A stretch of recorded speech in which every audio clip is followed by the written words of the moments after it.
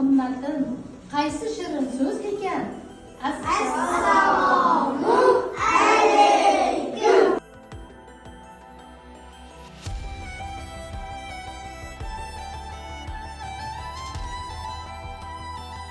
Uzoq xayolga borsam, chizib kelar qo'shig'im, uzoqda tinglab borsam, hayron qolmay qo'limda tabiatni sevaman, tabiatni sevaman.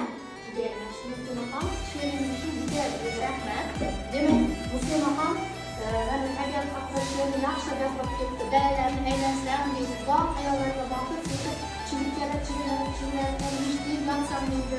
Chunki bu chigirtkalar qo'shig'ini eshitishi, o'tloqda yotishi, bu hammasi nimani bildiryapti? Chimpanzelar, qafasdan maymunlar yo'q qilaverganiga ana shu kasallik.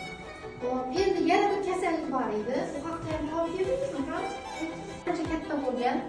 Endi ular demak suv Orol dengizi suvi kamayib borgan sari keyin mana ko'rinishini ko'rdingiz, kichkina bo'lib qolgan keyin. Sathi juda ham kamayib ketgan ekan. Bu 2023-yildagi olingan surat ekan. Ko'rdinglarmi? Mana Orol dengizi haqida ancha narsa bilib qoldik. Siz degan savolimizga ikkala guruh ham o'zlari javob topib kelish kerak edi. Internet tarmoqlarida qilish kerak edi. Qani ana shu internet tarmoqlaridan javoblar olib kelgan o'quvchilar bormi? Orol dengizi haqida kim nima biladi? Men aqidamiz chiqib kelyapti. Aqidamiz o'zida bizdan uchun, ben aytgan o'quvchilar har darsda aktiv qatnashadigan aniqlik nima topib keldingiz? Men Orol dengizi haqida ma'lumot topib keldim. Orol dengizi Osiyoda eng katta deniz hisoblanadi. Ma'lumot jihatdan Orol dengizi yolg'ondan chiqqan Janubiy Afrika, O'zbekiston tarafida azal ma'lum bo'la boshladi. Yaxshi. Bu qanaqa kasallik ekan? Bu judayam qanaqa kasallik bor ekan? Yuqumli kasallik bo'lgan ekan. Yuqumli kasallik bo'lganligi ularni hozir qancha hayvonlarimiz qirilib ketgan ekan. Bolajonlar mana bugun sizlargacha xalqimiz o'rmonda mehmon bo'lib ketdi, oilasi bilan ketdi mana. Ular bizlarga ko'p yong'oqlar olib keldi. Mana shu yong'oqlarni siz bugun uyga olib ketishingiz kerak. Uyga ukangizga, uydagilarga olib borasizlar. Buning uchun sizlar olmaxonni, bu ona olmaxon ekan. Bu yerda masalan ota olmaxon turibdi, ular bolalarini o'zlari yig'ib olishi kerak. Bu darsning oxirida siz hamma bolalarni yig'ib, illariga kirgizib olishga yordam berasizlar, xo'pmi? Buning uchun sizlar aktiv qatnashishingiz kerak har bir darslarda. Hozir bugun javob berganlar, hozir menga javob berdi, mana aqala yana javob berdi. Mana olmaxon yong'og'i bilan taqdirlanadi. Jahongir, yana kim edi? Musliman. Yaxshi qatnashadigan umiddamiz. Rahmat e'tiboringizga. Keyingi darslarga uyga vazifada o'qib, so'zlab, bo'ldi. O'tirib, aqlli bo'lib yaxshi. Qani bitta masalamiz sizlarga birinchi guruhda, siz ikkinchi guruhda she'rni olib o'qib chiqing. Mana bolalarni bilaman, men uchun yangi, noto'g'ri deb sanab o'zingizga o'qib, keyin mana bu yerga bitta joyni maqsad berib qo'yamiz. Xohlasangiz plyus bering.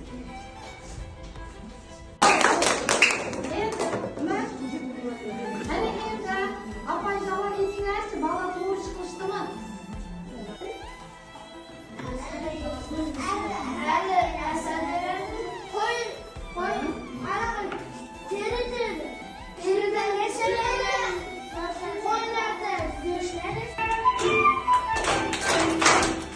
Darsga bog'langanda ham psixolog bo'ladi. Birgalikda o'tirmadan o'tirib bajaring.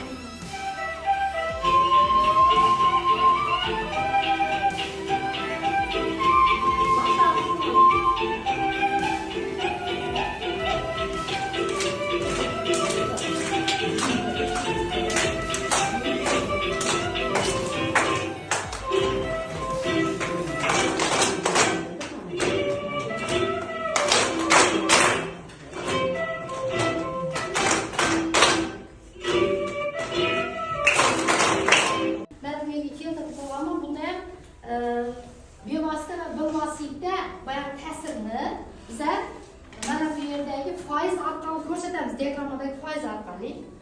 Qani kim chiqadi? Qaysi biri ko'proq? Bittasi 40% ekan, ikkinchisi 80% ekan. 100%da shuning kim qaysi biriga yotishini tushuntirmayman. Birinchi bevositaga yoki bir vosita qanaqa tasdiqdan kim? Yana kim chiqadi? Ikkinchi metr bormi? Qaysi biri?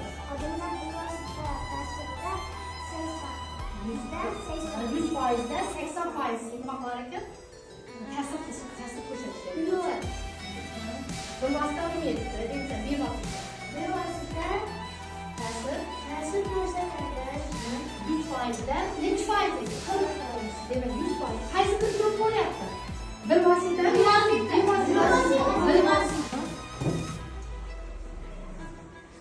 qani mana baliq tutdi.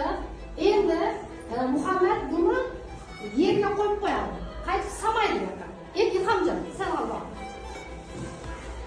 Hozir bu ham tajribamizda ikkinchidan vaqt tajriba.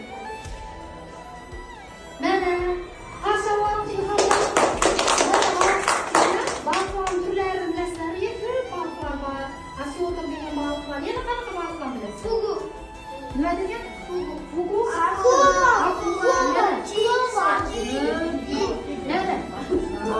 Mana. Endi qara. Endi bizning tajribamiz. Muhammad hozir baliqni qaytib suvga solmaydi. Lekin Ilhomjon baliqni qaytib suvga soladi. Mana, soldi. Sen mana. O'zing olib soladi suvga. O'zing olib sol. Qo'lingda olib sol. Ana endi Muhammad sen nima uchun qurtqa qo'yib qo'yding?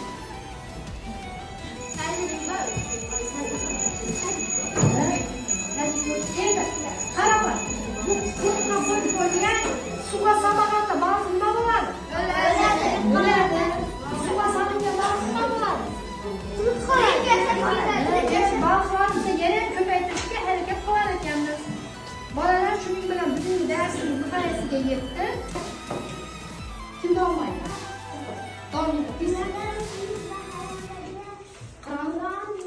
Bo'ldi. Endi agar baliq ovlayotgan kemalar ularning inlarini buzadi va havo suv. Bo'ldi, o'quvchilar.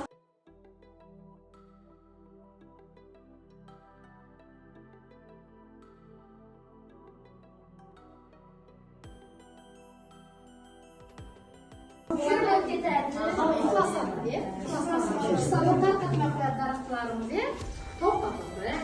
Neva kelmaydi. Tadqiqot qilyapmiz, tajriba qilyapmiz. Yana nima uchun ikkalasini yonma-yon qo'yib qo'ydingiz hayvonlarni? Nima qilish? Yana asosiy eng kerak narsani aytolmaysiz. Nima o'rmon? O'rmon nima? Nimaga kerak? Nimaga kerak? Hayvonlarga kerak. Hayvonlarga kerak. O'rmonlar. Hayvonlarga esa darhol o'rmon. Bizga kerak ekan. Endi qaysilarga birinchi guruhga, siz ikkinchi guruhga tushayapsizlar. Alba o'qib chiqing. Mana bolalar bilaman, men uchun yangi, noto'g'ri deb sanab o'zingizga o'qitib, keyin mana bu yerga